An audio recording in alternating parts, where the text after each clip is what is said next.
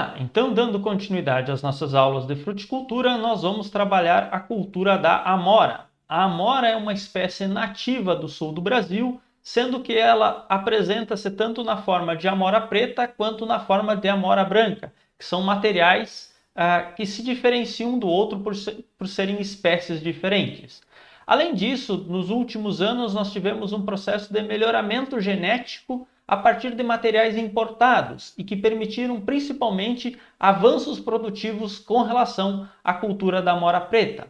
Então, sendo nativa e pouco cultivada, o crescimento da área começou a ocorrer principalmente a partir dos anos 70, sendo que a base dessa expansão se assenta no melhoramento genético conduzido pela Embrapa Clima Temperado, que foi conseguindo desenvolver materiais com uma menor exigência de temperatura e que também com maior potencial produtivo.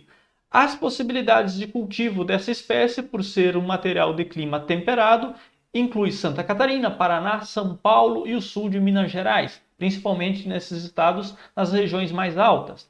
A cultura tem um baixo custo de implantação e de manutenção e, por ser muito rústica, tem um bom potencial produtivo mesmo sem o uso de agrotóxicos. Como a gente vai ver depois na parte de manejo fitossanitário, já existem inclusive produtos registrados para quem quer alcançar índices produtivos ainda maiores. E o retorno da produção já começa a ocorrer no segundo ano após a implantação, ou seja, tem um rápido retorno do capital investido. A classificação botânica dessa espécie é do gênero Robus, a qual inclui diversas espécies com produção dentro desses 12 subgêneros e 740 espécies, e a framboesa também entra dentro desse gênero. Mas existe uma diferença, que aqui nós temos frutos agrupados e sem a cavidade interna, que é o característico da framboesa. Possui hastes bianuais, ou seja, as hastes da amora preta crescem num ano e produzem no ano seguinte, o que vai nos trazer algumas implicações no processo de poda. E essas hastes, uma vez que elas produziram, elas vão ser eliminadas. O hábito de crescimento pode ser mais ereto ou mais prostrado, dependendo da variedade. As variedades mais prostradas vão exigir um sistema de tutoramento, como nós vamos ver depois. As hastes podem ser com espinhos ou sem espinhos, que vão afetar significativamente o processo de manejo, quando nós temos materiais sem espinhos. E as flores, por serem uma rosácea, têm 5 pétalas e 5 sépalas, com um grande número de estames. Os frutos verdadeiros são as mini drupas, que são essas pequenas bolinhas que vocês percebem aqui, tá? Sobre as quais nós temos pequenas sementes, dentro das quais temos pequenas sementes. Essas mini drupas são agrupadas formando um fruto composto, bem escuro, de sabor ácido, a doce ácido, que tem uma elevada capacidade nutritiva, embora tenha em torno de 85% de água e 10% de carboidratos, tem uma grande capacidade produtiva, sendo rica em minerais, vitaminas A, B e cálcio, além das suas grandes vantagens das funções nutracêuticas dos compostos que têm ação antimutagênica, ou seja, evitando o surgimento de câncer, e também como um grande potencial no combate a radicais livres. As opções de renda, então, são o cultivo dela tanto para o mercado in natura, quanto congelados, e a possibilidade também de serem incorporadas, por exemplo, na indústria láctea, geleias caseiras e assim por diante, que são muito apreciadas pelos consumidores. Então, o grande diferencial está principalmente relacionado aos benefícios que essas frutas podem trazer para a saúde. As condições climáticas de cultivo, então, ela tem como característica uma raiz superficial, ou seja, a raiz não é profunda, o que vai exigir água de forma regular, preferencialmente com o uso de sistema de irrigação, sendo que o excesso de chuva na colheita vai prejudicar a qualidade. Na nossa região, como normalmente dezembro e janeiro nós temos períodos um pouco mais secos, é um pouco mais vantajoso, embora nós possamos ter alguns anos com períodos de bastante chuva. Tá? E as cultivares com potencial produtivo para a nossa região são aquelas que têm uma menor necessidade de horas de frio, como eu vou mostrar depois para vocês. Então, no extremo oeste catarinense, além dessas variedades de baixo número de horas de frio, nós temos que preferir solos com elevado teor de matéria orgânica, que vai ajudar muito no processo de manutenção da água e aumento da produtividade. Nós, em períodos de pouca chuva, na época de frutificação, o que nós podemos ter em vários anos no período do mês de dezembro, permitindo uma produção de frutas comerciais para consumir in natura, além daquelas que podem ser destinadas para a indústria, e a irrigação sendo mobilizada como uma forma de melhorar a produção e aumentar o tamanho dos frutos. Então, como vocês conhecem, o zoneamento agroclimático da região sul, nós temos diferenças e a nossa região vai ter uma quantidade de horas de frio em torno de 300 horas. Ao ter uma menor quantidade de horas de frio, nós precisamos adaptar e escolher os materiais adequados para essa condição, os quais eu já vou mostrar para vocês. A amplitude térmica associada às baixas temperaturas é importante para dar uma maior coloração às frutas e um equilíbrio entre acidez e açúcar, ou seja, as oscilações de temperatura entre o dia e a noite são muito favoráveis à cultura. O objetivo, então, do programa de melhoramento da Embrapa, que foi focado em desenvolver novas variedades, das quais eu já vou mostrar para vocês, foi focar em materiais adaptados às condições de solo, clima e principalmente o inverno ameno da região sul do Brasil. Focando também em alta produção e frutas de qualidade, firmezas de frutos e conservação para o período pós-colheita e frutos com diferentes épocas de maturação, buscando estender a produção por um período maior, uma vez que são frutas pequenas e demandam uma grande quantidade de mão de obra. Se a produção ficar concentrada em um momento, você tem dificuldade de conseguir fazer toda a colheita. Além disso, você aumentando o período de oferta, você consegue colocar os produtos in natura por mais tempo no mercado.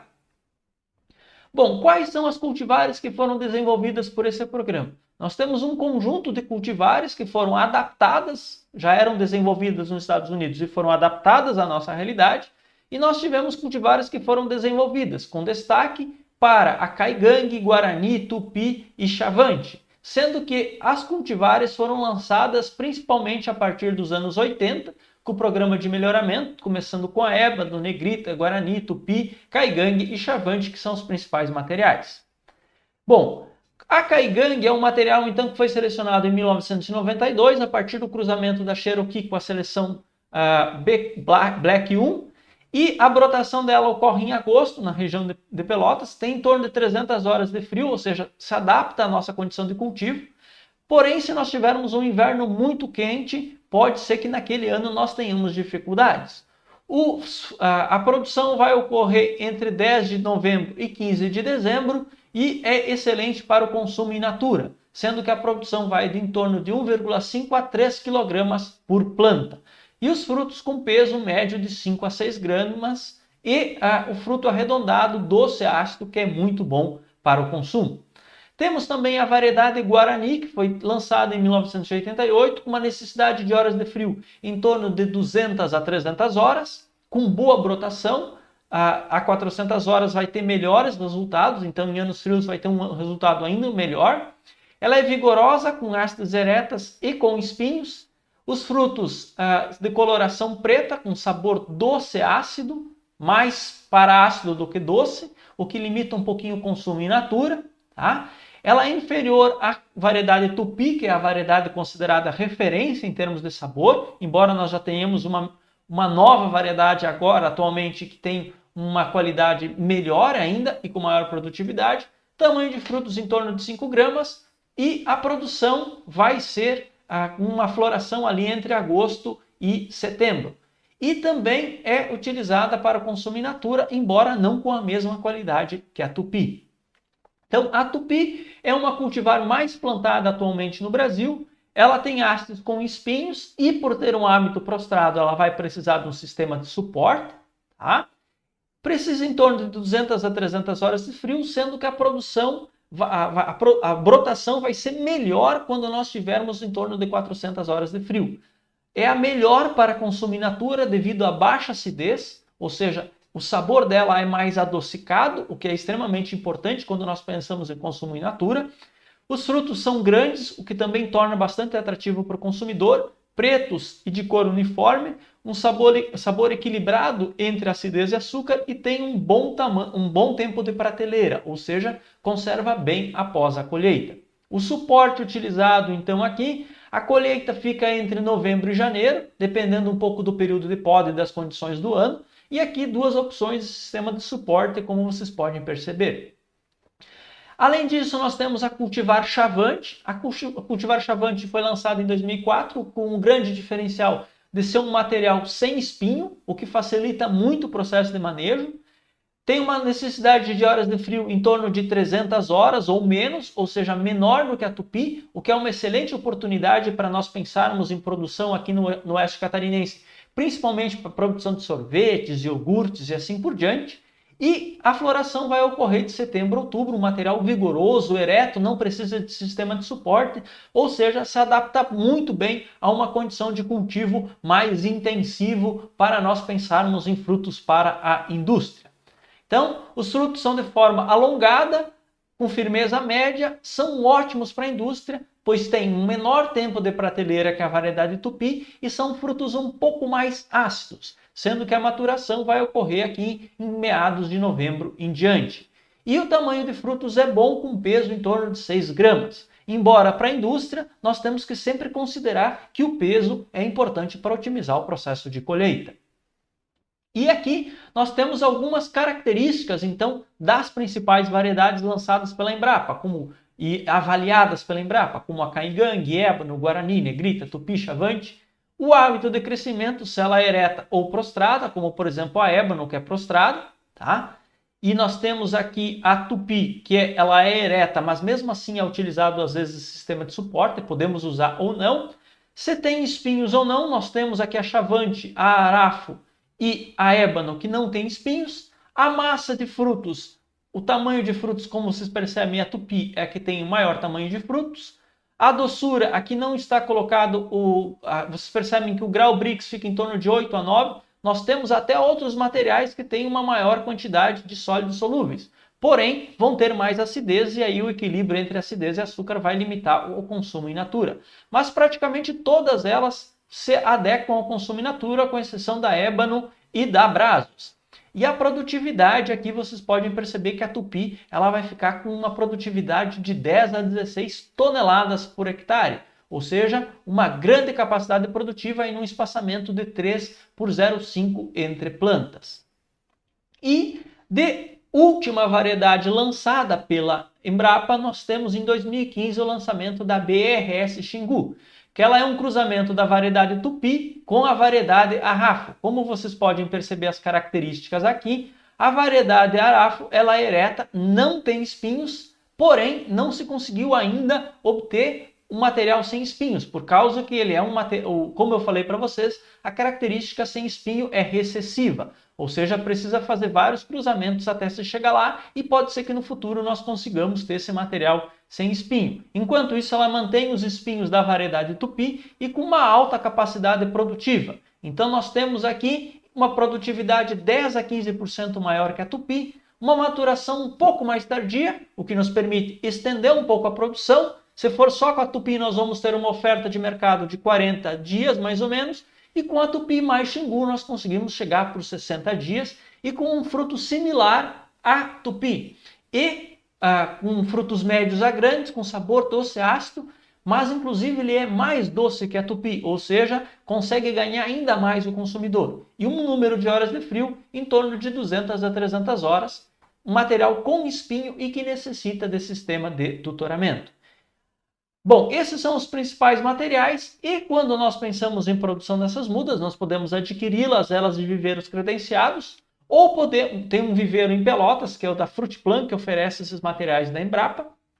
E, embora eles não ofereçam todos os materiais, mas os principais materiais, como a Tupi e a Xingu, são possíveis de adquirir, e a Chavante. E a propagação dela é feita ou por estacas, ou por brotos, ou por estacas herbáceas, ou por culturas de tecido. Sendo que a muda, uma vez adquirida, ela pode ser implantada no sistema de produção e no segundo ano nós já temos produção. Temos que no primeiro ano produzir as varas, boas varas, para no segundo ano nós termos uma boa produção. E os brotos, então, podem ser obtidos de rebentos originados nas entrelinhas, embora isso não é muito recomendado, porque nós podemos estar transmitindo doenças de um local a outro. Então, o ideal é coletar estacas que estão sendo verificadas, que são estacas herbáceas ou lenhosas, de plantas saudáveis, e a partir delas fazermos a multiplicação, sendo que ela se comporta muito bem no processo de multiplicação. Então essas são as principais variedades e os principais e o método de propagação. Sendo que dentro desses materiais aqui, como vocês percebem, nós temos que considerar tanto as horas de frio, a massa de frutos, presença, hábito e a finalidade da produção. Sendo que, por exemplo, embora nós tenhamos aqui a chavante, que é um material que tem ausência de espinho, que facilita muito o processo de colheita e de manejo, a produtividade dela ainda é um pouco menor do que a tupi. Esperamos que no futuro, a partir dos cruzamentos da Xingu, nós consigamos chegar num material com as características da tupi ou muito próximas à tupi ou da Xingu, sem espinhos, que facilitaria muito o nosso manejo e que teria uma grande capacidade produtiva.